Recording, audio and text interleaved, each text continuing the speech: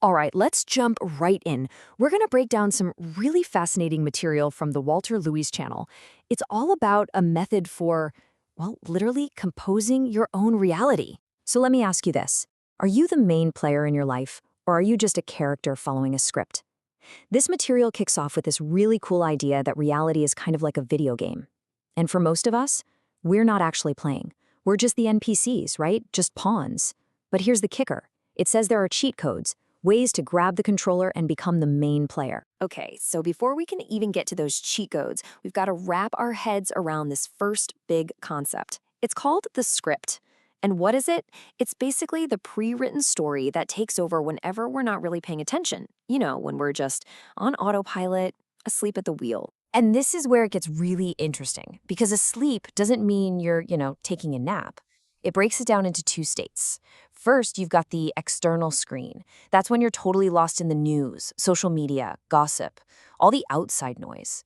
Then there's the internal screen. That's the endless loop of worries, thoughts, and anxieties inside your own head. And the point is, when you're stuck in either of those, your power to actually change anything, it's pretty much zero. So when we're glued to one of those screens, that's when the script is running the show. The best way to think about it is like a movie that's already in the can. It's already been shot, edited, everything. And we're just the actors on screen, reading our lines with absolutely no control over where the story goes. Okay, so if we're just actors in a movie, how do we get out of it, right? How do you break free and jump into the director's chair? Well, this is where we get our first cheat code.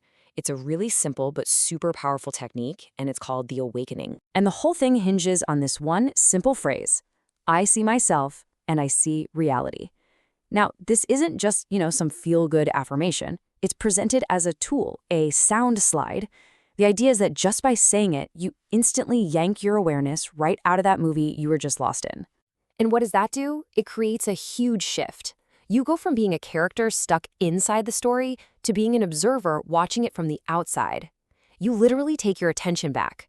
To stick with the game analogy, it's like you've just paused the demo mode and hit the start button for real. But okay, being an observer, hitting start, that's just step one. It's not enough to just watch the game.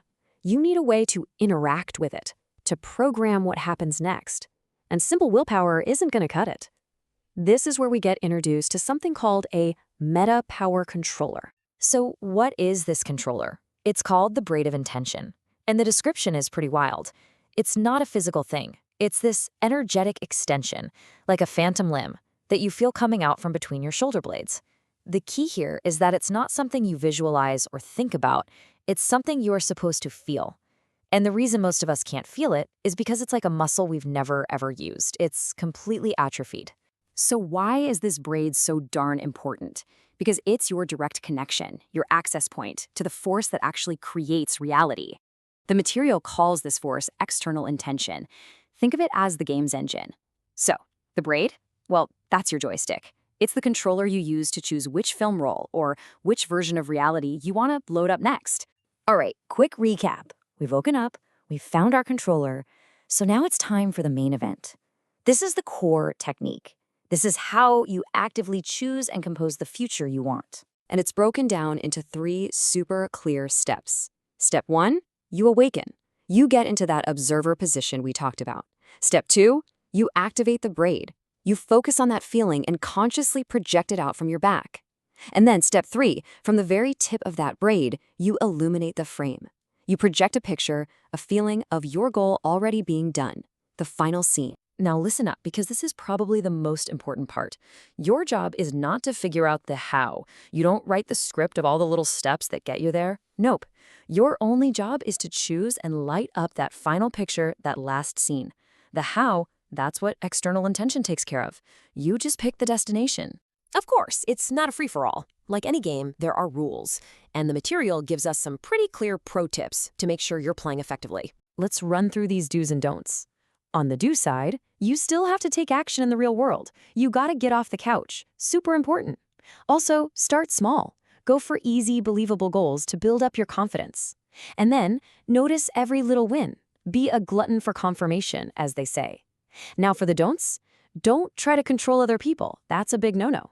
Don't try to script the how. We just covered that. And this one's huge. Don't create excessive importance. That feeling of desperation or anxiety, it actually pushes your goal away. And at the end of the day, it all comes down to practice. Consistency is absolutely key. That braid of intention is just like a muscle you haven't used in years. It's going to be weak at first, but the more you practice, patiently, day after day, the stronger and more powerful it's going to get. So, what this whole framework gives you is a set of tools, a way to stop being a passive actor reading lines and to become the director of your own movie. So, the only question left really is for you. If you were the director, what scene are you going to compose next?